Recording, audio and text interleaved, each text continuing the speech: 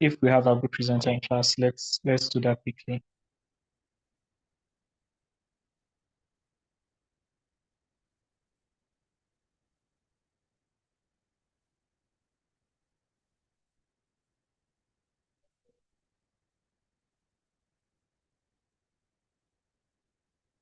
Okay, can we have our group presenter come make presentation on behalf of the group? If you need help with slides, I can quickly do that for you. Okay.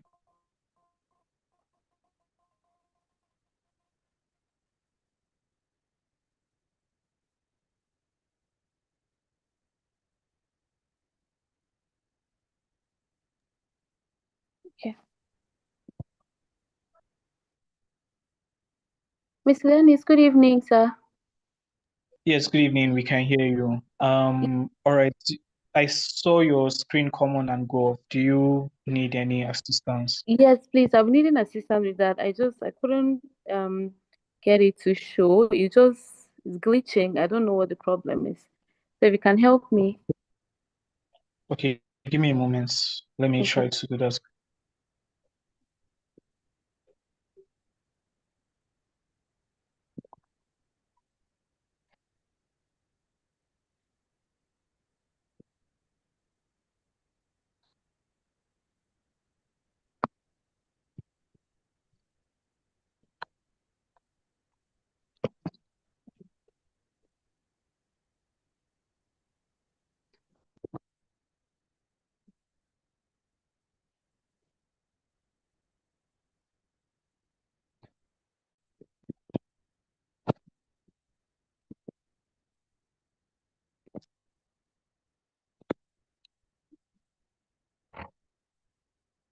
All right, can you see my screen?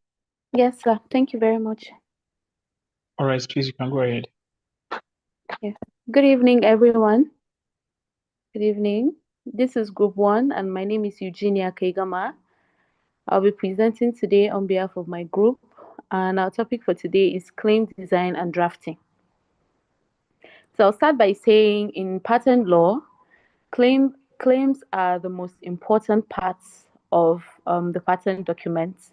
They basically define the scope of protection, that is what the inventors own and what others are excluded from making, using, selling without permission. Claims also act like the legal boundaries of invention.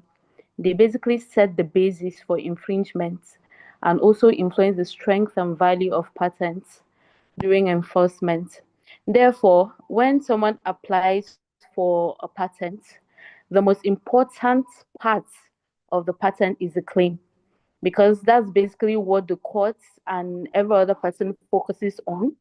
That captures your that basically captures your rights. It captures the inventor's what the inventor is trying to protect basically from the invention. So, sir, please, can you go to the next slide? Sorry, yes. Yes, so it's because of how important claims are that, expert refers to it as the heart of patent, because it's basically the heart of the patent. It embodies everything that the patent is basically all about. So, under the patent design and drafting, we have claim construction, which is one of the forms of the most important thing you look out for in patent drafting. How you construct your claim is very important, because that's, like I mentioned earlier, that's what the court and every other person will focus on. So it's important you pay attention to how you construct your claim. The next slide, please. Yes, so before a claim is presented to the courts, or before you bring an application for claim in courts, you have to do proper research as to prior arts. You have to analyze if the invention you're trying to bring the claim on, has it been invented by someone before? Are you the first person to invent it? Did you cover all of the scope in the patents? Is every other aspect of the the invention covered under patent. So you have to look at it, the novelty, the non-obviousness, and every other thing that will, help you to avoid invalidity, basically. Every other thing that would make your matter to be heard and not to be thrown out of court. So you have to look at that before, you submit a claim. The next slide, please. Yes, you also have to go through your claims properly. You have to check every part.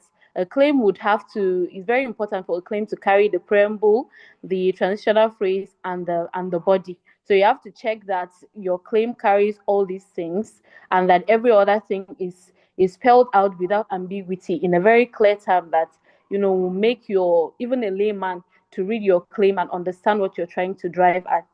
The next slide, please, sir.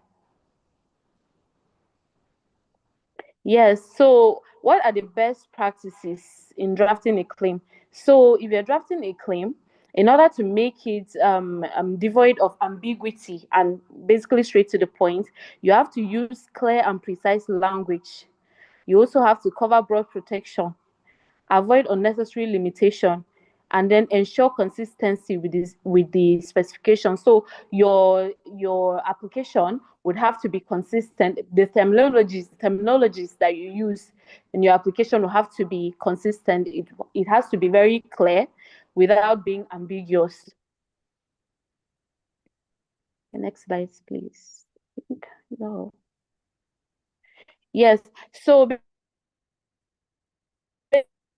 basically, I think that's the end of our slide, but I would like to add by saying that claim are the most important aspects of patents. So it is important that while drafting a claim, you pay very close attention to whatever you're drafting. Make sure that your patent drafting is very clear, is devoid of any ambiguity, is very straight to the point, and also make sure that um, your claim is not very bogus, that it's just everywhere, that it will cause any kind of confusion to it.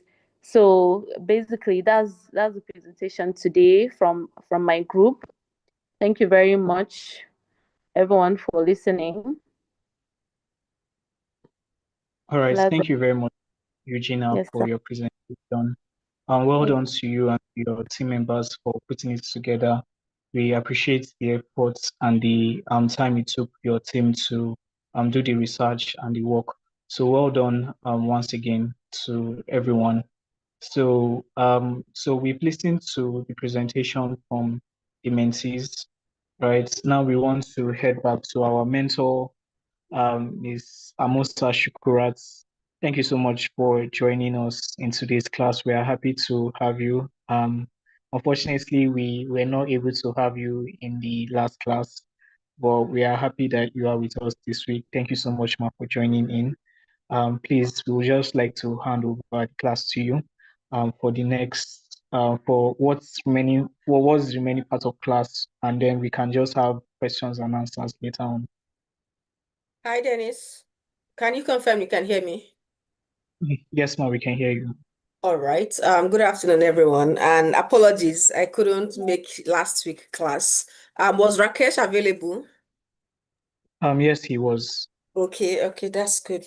So back to today's presentation. I had gone through the documents prior to this session, and I must say that I'm not very pleased with the presentation because the topic is about claim drafting and what's it called now? Claim drafting, basically. So when it comes to claim drafting, like you highlighted in your presentation, you mentioned that the claim is the art of the invention. And claim being the art of the invention, I expected more explanation, more emphasis. I think we had 2 weeks ago, we had the session on, I can't remember the exact topic, but I think it was presented by, what's her name now? Is it Muna? Yeah, I think it was Muna. That was a very comprehensive lecture, and brings me to the question, how many category do we have in this session? Because I can see different people on this session, right, Dennis? So it's still the same people that we have had since week one. So it's just one group that we Okay. have.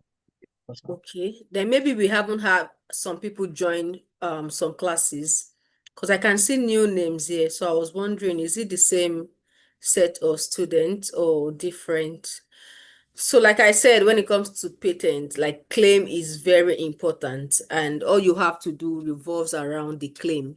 And your claim also has to speak with or speak to the body of the application, which is the background, the abstract, the detailed description, the drawings, if you have any, and so on and so forth. So Dennis, permits me to share my screen so I can just take us briefly through claims.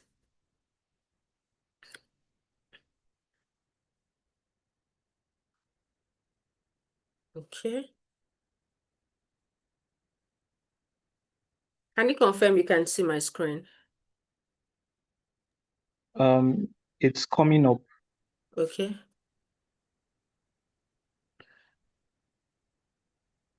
Yes, your screen is up now. All right. So I think that was 2 weeks ago. We stopped at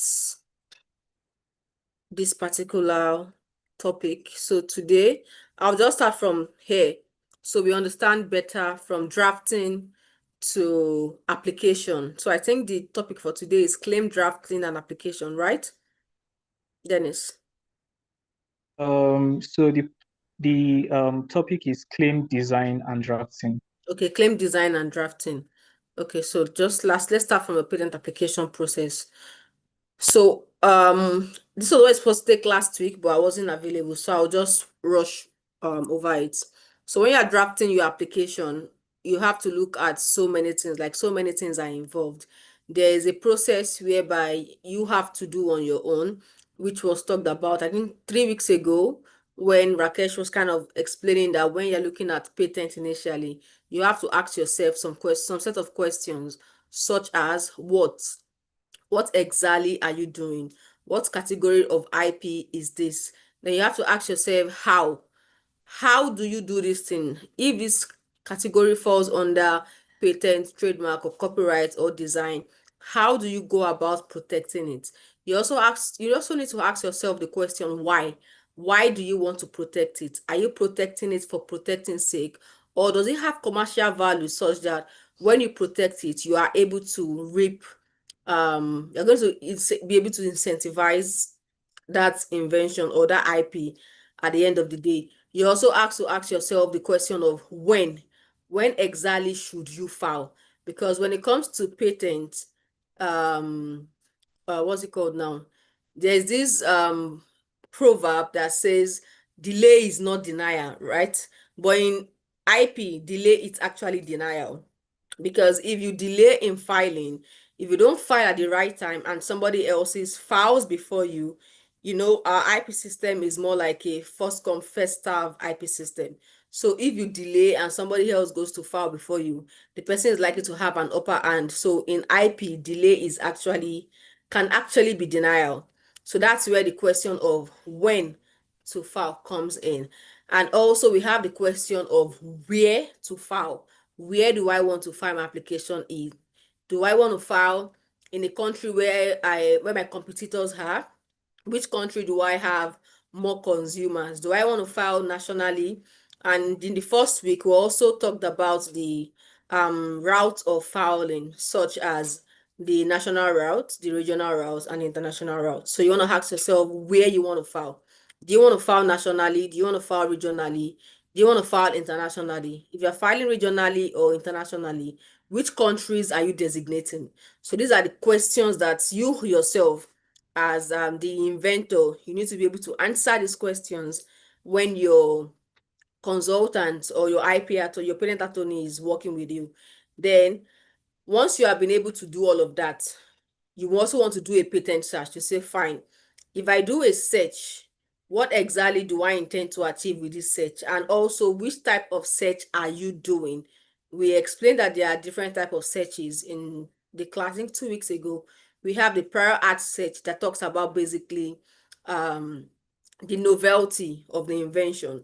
As something else existed prior to you filing the application or prior to you working on that invention. We also have the freedom to operate search. We have the state-of-the-art search. We have the invalidity search. So depending on what exactly it is you want to do, that depends on the kind of search you want to do. And we also have the strategies to apply when you are filing. Do you want to use the Boolean operators? Are you combining words together? Are you doing a simple search? Are you doing an advanced search? All of these things have to come together when you are doing search. Now, after searching, and you find out that the application or the invention is not existing, then you can go ahead to now say, I want to draft my application. At the point of drafting, this is where we will look at the specification, and I think we'll get there. I'm just explaining because I missed this class last week. So at the point of drafting, we'll look at the patent specification. At this point, we'll look at our abstract, your title, that's the title of the invention. You look at the field of the invention. You look at the description that has to do with the background, the summary of the invention, detailed description, drawings, if there are drawings. At the end of the day, we'll look at claims. All of these things falls under drafting. After you've been able to draft your application and you see that your claim speaks to the body of your invention, then you have a good one there. You also need to be able to draft your claim such that your first claim, which is your independent claim, is as broad as possible, such that your dependent claim can now narrow down what exactly it is you are trying to protect. At the point of filing, after you finish drafting, the next thing you want to do is to file. So at the point of filing, you also need to ask yourself the question I asked earlier. Where do you want to file? Are you filing nationally? Are you filing regionally? Are you filing internationally? At this point of filing also, you also need to ask your question. You also need to ask yourself the question of timing. When do you want to file? So there are some countries whereby you are able to file something called a provisional application. If any one of you have come across that, there are some countries whereby you can file provisional application such that it enables you to have more time to work on your invention. So when you are filing a provisional application, your provisional application necessarily doesn't need to have your claims ready. So you file your provisional application, and between when you file and next 12 months, you should now have your non-provisional application ready. It is the non-provisional application that is the main patent. So this provisional application is more like you trying to buy time, so that when you're going to file your non-provisional application, you can lay priority, you can claim the priority date that you initially used in filing the provisional patent application. If majority of you are familiar with the Paris Convention, you understand that one of the benefits or one of the perks of the Paris Convention is the provisional date, and also the grace period, as well as national treatment and so on and so forth. So when you've decided the kind of application you want to file, be it utility model, be it provisional application, be it non-provisional application, then you can file. And when you file, what happens to your application? It comes to this next stage, which is called examination.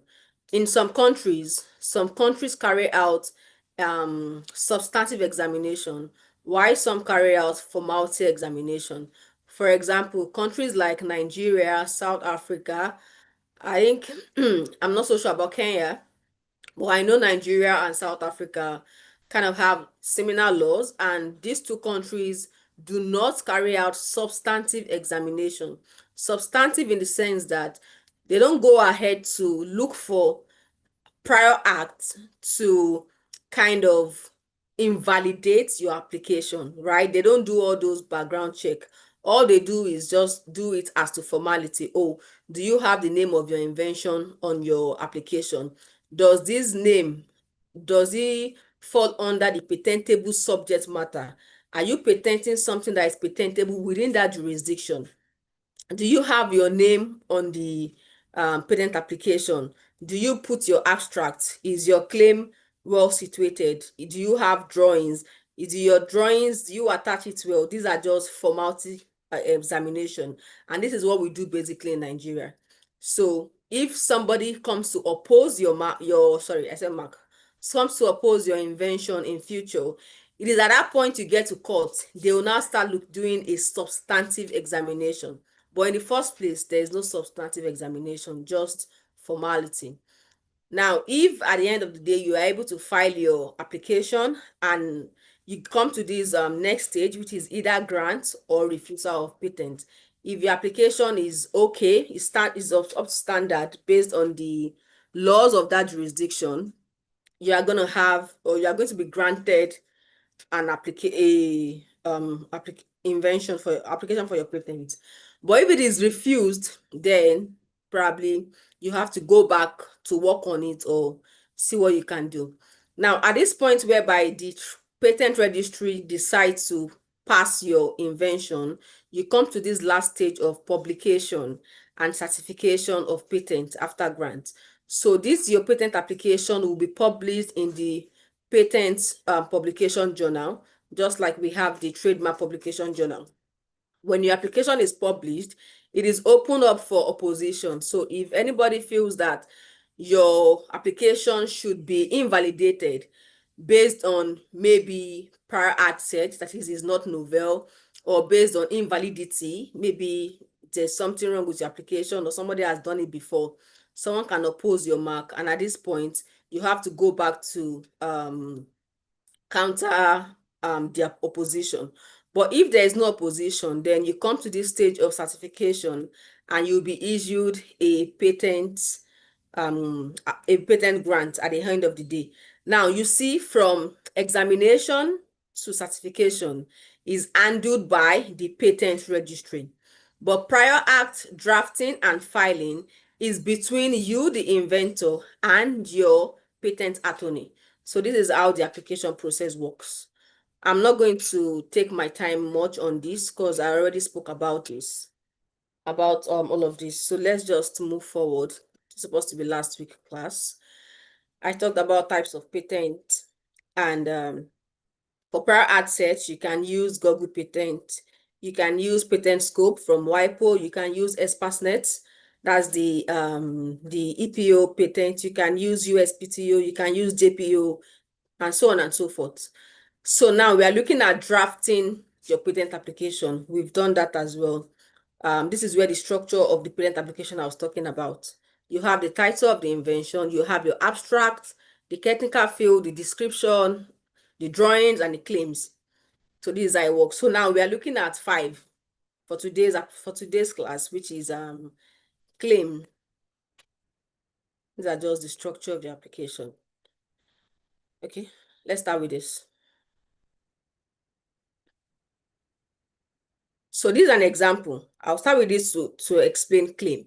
In your presentation, you mentioned that the claim is the art of the invention. And we are going to use this particular example to understand what claim is. For example, we have this first chair. The first chair has 4 legs. It has a backrest and a seat. It doesn't have armrest. Invention X has backrest, it has armrest, it has seats, it has 4 legs, and it has like a rocker underneath it. Invention Y has backrest, it has a seat, it doesn't have armrest, it has 2 legs, but it also has a rocker. Now, the first invention is the prior act. Inventor X is a different inventor. Inventor Y is a different inventor. Now, inventor X has invented this invention that has 4 legs. It has a seat, it has backrest, and it has armrest. Now, in the process of filing this application, inventor X never mentioned that his invention has a rocker. Neither does an invention has armrest. Do you think the prior act is likely going to invalidate the application of invention X? Anybody want to try? I'm going to come again. So we have this first invention, which is the prior act. It has 4 legs, it has backrest, and it has a seat. And we have this invention, which is invention X. The features of this invention X comprises a backrest, armrest, seats, four legs, and rocker. However, when invention X was drafting the patent application for this invention, Inventor X, Ugochi, your mic is on. Invention X never claimed rocker and armrest. Invention X only claimed forelegs, backrest, and seats. Do you think prior art X is likely to invalidate invention X? Like, do you think this invention X is not new vis-a-vis prior act, the prior act? Anybody wants to try?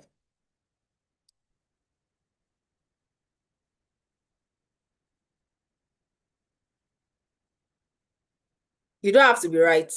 Just give it a try. So these are the kind of examples you need to put in your presentation when you are presenting, so that while presenting, it gives you that understanding of what you are talking about. Patent is very practical. It's more of practical than theoretical. So you need to bring out the theoretical aspects during your presentation so that even you are able to explain it better because you understand it from the practical point of view. So who wants to try? Okay, let me give it a try. Good evening, ma'am. Okay. Yeah, good evening. Okay, for me, my answer would be that the prior act will invalidate invention X because, like we have already said, claim is the heart of patent application. So if you have omitted a particular novel invention that is particular to your own invention that distinguishes your invention from prior art, then definitely you are trying to say that your own invention is the same with the prior art, and for that reason, um, the prior act can invalidate your invention. So I think that the prior act in this instance can invalidate invention X if the new features, the hand, seat, and the rest are not included in the claim. Thank you so much, Kristen. That's very correct. So all you need to look at is you have to make sure that all the features present in your invention are not the same features in the prior act. There has to be some new features in your own invention that is not in the prior act.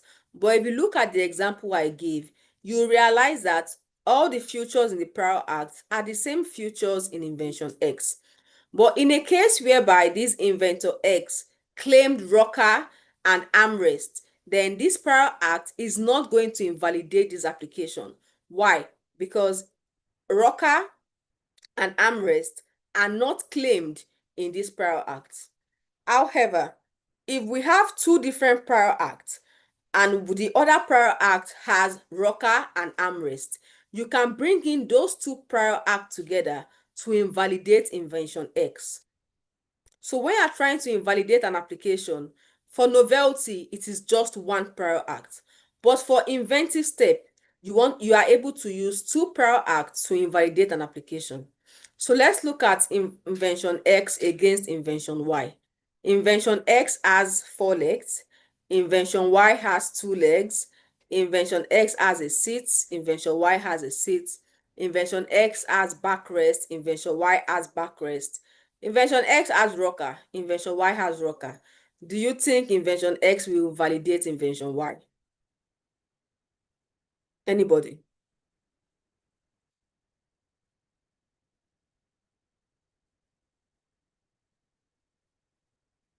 Anybody wants to try? Do you think invention X will invalidate invention Y?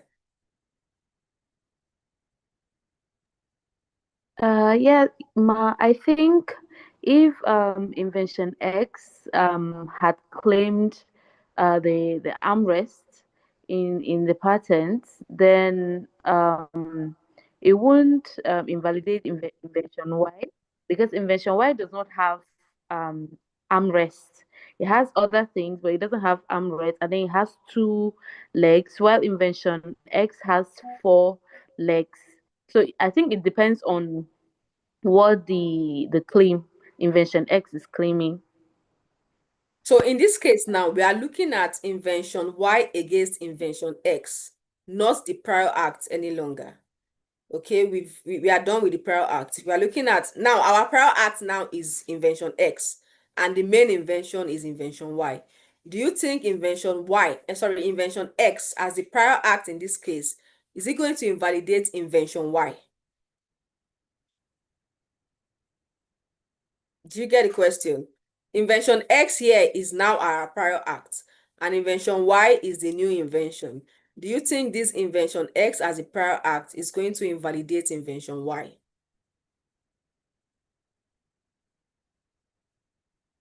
In this case, the first thing you want to look at is you want to analyze the features. What are the features in invention Y that are present in invention X? You realize that backrest, backrest, sit, sit, rocker, rocker. Invention Y does not have armrest, so that's out of it. Then you will see that invention X has 4 legs, right? But invention Y has 2 legs. In some instances, you are likely going to say that invention X will invalidate invention Y. But if these 2 legs has an inventive step that is technical enough, it's likely going to make invention Y novel. That's if this 2 leg has technical effect. What does this 2 leg do that these 4 legs cannot do? Or what's this 2 leg trying to do that is a problem for the one that has 4 legs? So it's not really a straightforward answer. You just need to look at it. And this is where I was talking about your claim working hand in hand with your description.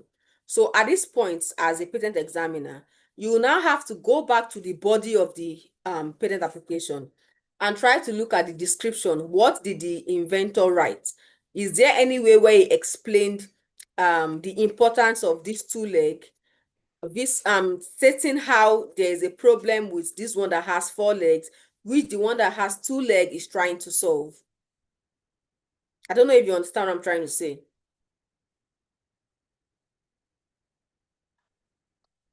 Anybody, are we together? So this example here is just like the Sorry, ma'am, example. please, I didn't get that. okay, ma'am, please, I have a question. So, Okay. you said something about the differences between inventor X and inventor Y, and then you Yes. talked about the legs and talked about technical effects. I want to know if I want to understand the definition of that technical effect as to regards to that 2 legs. Okay. So I'm just saying it's just a theoretic, it's just that I'm just saying from my head, like this invention Y now might have a reason why they are using 2 legs. Okay, the other day Rakesh gave an example of a pot that has a nozzle, sorry, a kettle that has 1 nozzle and a kettle that has 2 nozzles. Did you see that presentation then? I don't know if Dennis can still remember. So in that presentation, there was a kettle with 1 nozzle and there was another kettle with 2 nozzles. And the kettle with 2 nozzles was actually approved. Why? Because the 2 nozzles makes pouring the tea faster compared to the 1 nozzle. Even though both invention has nozzles, right? But the one with the 2 nozzles has more technical effect compared to the one with 1 nozzle. Do you understand?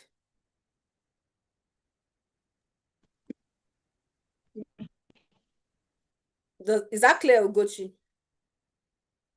Yes, ma'am, it's clear. Thank you. Thank you. Okay, so you just need to go back to the description and see that the claim speaks to the description, to the body of the invention. So let's look at the next slide. For the next slide, we'll look at, okay, then this is claim drafting proper. So let's go into claim drafting proper. Like you've said, the claim is the art of the invention, and thus it is a critical important aspect of patent because it defines the scope of protection. It is what you claim that is protected. What you do not claim is not protected. Just like we said here, in the instance whereby inventor X didn't claim rocker and armrest, even though armrest and rocker are a technical aspect of his invention, then this prior act is going to invalidate invention X because it was never claimed, and which leaves the scope of the invention to the same as we have in this prior act. So whatever is important to your invention, it has to be claimed, and we call those things essential elements. Essential elements in your invention is important for you to claim them. And this is what a claim structure looks like. When you're trying to work on a claim, we have this structure. The first thing you have to look at is the preamble, followed by the transitional phrase and the body. So if, for example, I want to draft a patent application on maybe a process of doing something, I can start with a process of maybe cooking rice. That's my preamble. A process of cooking rice or a method of cooking rice. Then this transitional phrase will come in. Comprising, okay, a process of cooking rice. Comprising, then the body. So the body could be a process of cooking rice. Because it is a process. Now, this is a process claim. So it has to come in kind of stepping, like it must have a step. So I can say a process of cooking rice comprising the steps of boiling, washing, drying, frying, this and that, that and that. So this a process is the preamble. This comprising is the transitional phrase. Now, comprising, we have consisting, and we have consisting essentially of. Now, in some jurisdiction, they see consisting as a closed-ended transitional phrase, but they see comprising as an open-ended phrase. Comprising meaning that even if I don't list all the elements, there are still other elements that might come in. But the moment I say consisting, it means I'm limiting it to only those things that I mentioned. Okay, so it varies depending on jurisdiction. There are some jurisdictions that permit consisting, and there are some jurisdictions that feel like comprising is the best thing after sliced bread. But yes, comprising works best. Consisting is quite jurisdictional based. So to be on a safe side, you should always use comprising.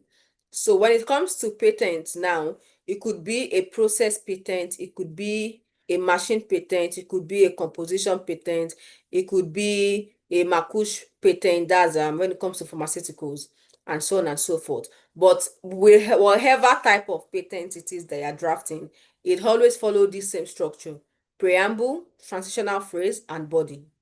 Okay, so that's how you draft your application. The next one we'll look at. Okay, so this is an example: a jet engine comprising an air inlet, an air outlet, a compressor, a combustion chamber, and a turbine. Now, when you want to proceed, you can now say the jet engine as mentioned or as claimed in one, wherein the turbine does this, and that. That will be your dependent claim. But you see, this first one is your independent claim. And because of it is independent, it is standing on its own. But your dependent claim will have to reference your independent claim.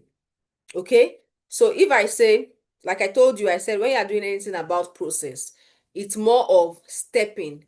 If you look at example 3, it says a method of making tea comprising the steps of boiling water, adding tea leaves, allowing the tea leaf to sip for at least 2 minutes, and filtering the tea leaves. That could be your claim 1, which is your independent claim. Your claim 2 can now read. Your claim 2 will no longer read A. It will read D, because you are laying emphasis or you are making reference to claim 1.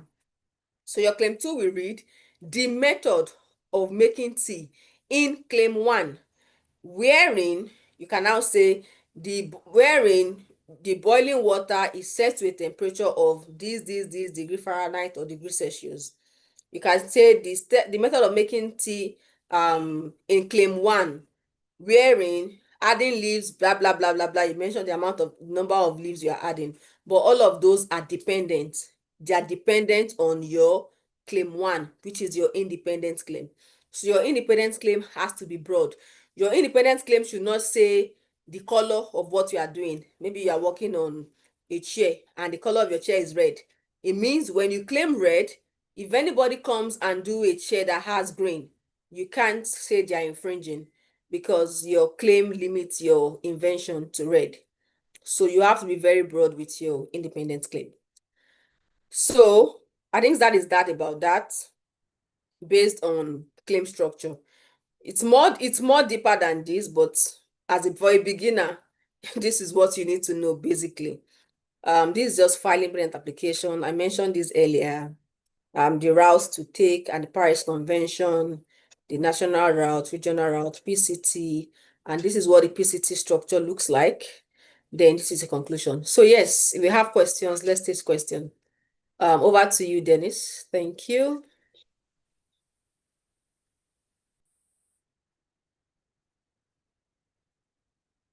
Dennis, you are muted in case you are talking.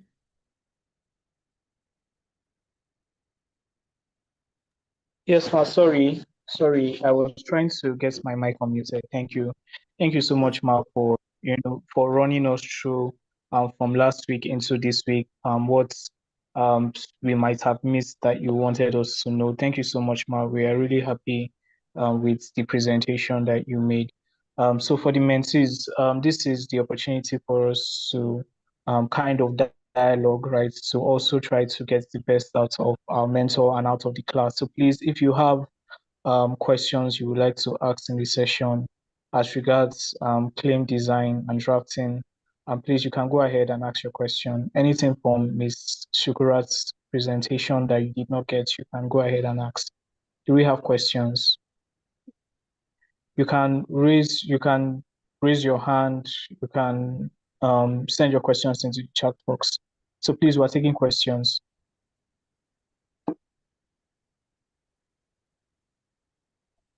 Please feel free to ask your questions.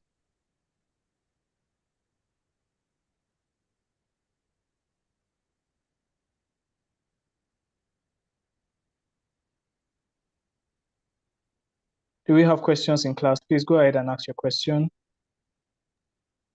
Okay, I have a question. All right, go ahead, Mr. Christian. Okay, so my question is with regards to transitional phrase. We made mention of comprising as an open-ended transitional phrase. So I want to know how this open-ended transitional phrase work. Let's say, for example, using the example that we were using at the onset of the presentation, the example of the two chairs, prior act and the invention X. Now, if the word comprising is used as a transitional phrase in the claim, will it not cover for the things that are not expressly mentioned? I don't know if that's how the open-ended transitional phrase works, or like is limited. I really need clarification on that aspect of how the open-ended transitional phrase, like comprising, how does it work? Thank you. Okay.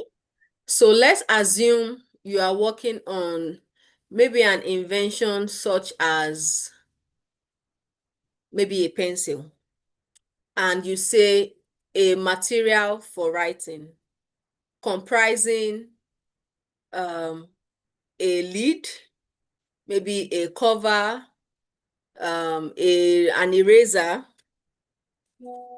and you put the body. Now, in most cases, the eraser is kind of attached to an iron, right? There's probably an iron holding the eraser, between the eraser and the pencil that's holding it together.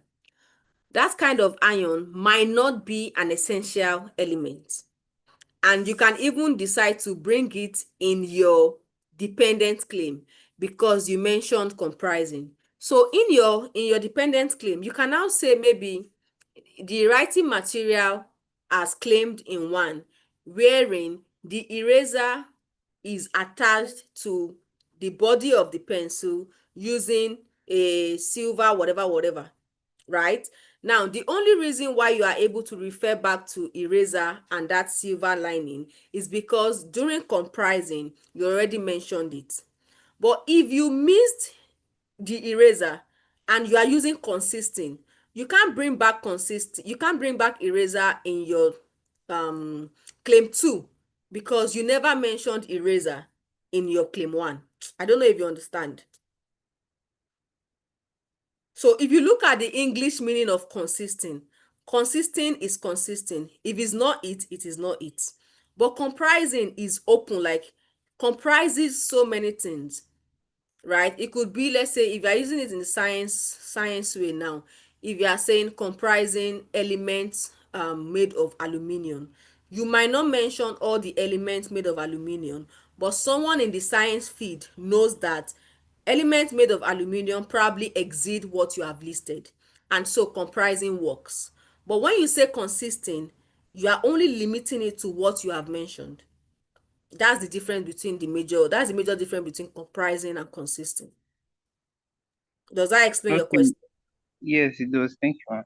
Okay, you're welcome. All right, thank you very much, Ma, for helping us with that question. Eugenia is can intangible things like ideas be patented or must be tangible objects? No, intangible things like ideas cannot be patented, and this was discussed in the first day during the first class. We have things that are patentable and things that are not patentable, and we also have patentable subject matters as well. So things like ideas, abstract, mathematical formula, things that exist in nature, they cannot be patented. For you to be able to patent something, the what you are patenting has to be new, it has to be inventive, and must have inventive and must be industrially applicable. It also must to have a patentable subject matter.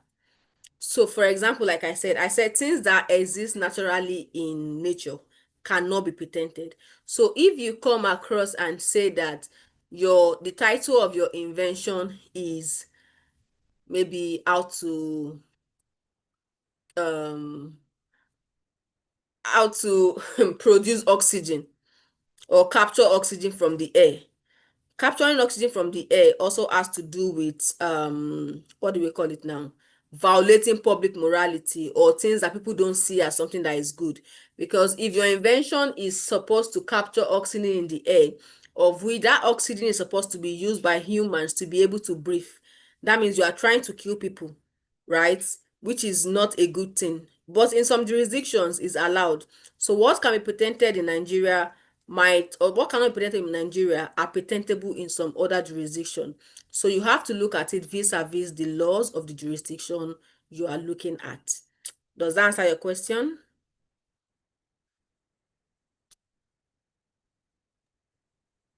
Can a All patent right, thank you very extend much, Ma. Do we still have more questions? patent off to another? Yes.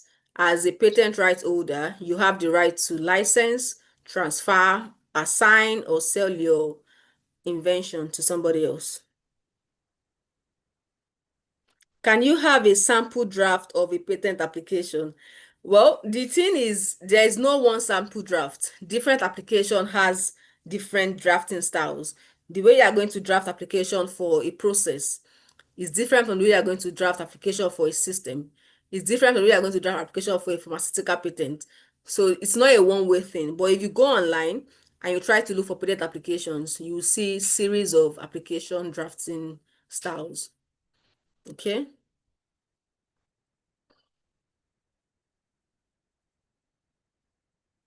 Do we have any other question?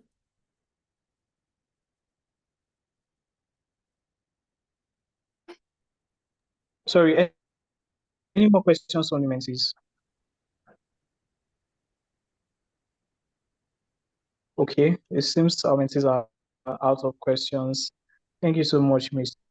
Sukurat, for helping us handle and manage the questions in today's class, and also taking us or running us through your presentation and also feedback to the mentees presentation. We really, really do appreciate it. It has been very, very insightful and informative. And we are slowly coming to the end of patents of the patents class. So thank you to everyone that has been a part of this class, that has always been in class.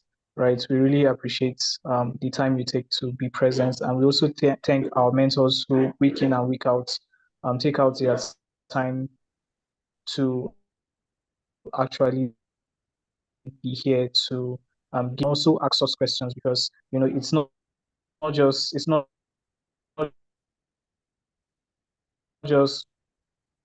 one-ended, the plateaus and we're getting better. So just before we go for today, please, can we kindly turn on our video cameras so that we can take a quick picture, and then we'll call it a day. My video is turned on my second device. So please, if you can turn on your videos, let's quickly do that. Okay, thank you, Kristen. Thank you, Bochi. Can we have more mentees turn on their videos? If you can, please, we really applaud. Thank you, Ms. Tanko. All right, I can see we are coming on. I'll just give us a minute to do that. Thank you, Ms. Shukurat, also for turning on your video.